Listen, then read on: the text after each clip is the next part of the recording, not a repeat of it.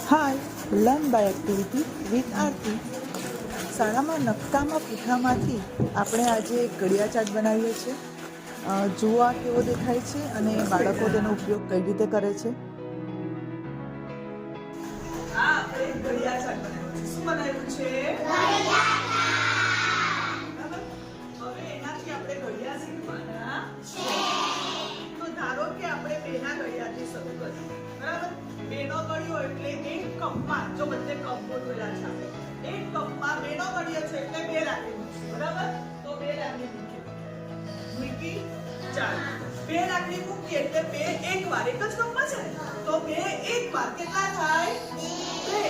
બે એક વાર એટલે કેટલા થાય? બે. બરાબર? હવે બે નો ઘડિયો આગળ વધો.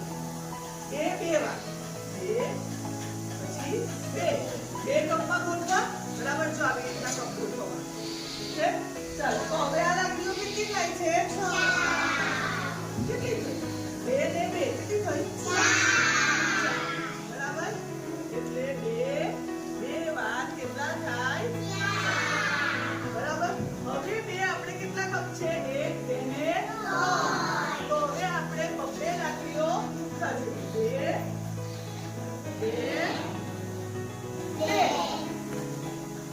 તો કેટલી થઈ? 6.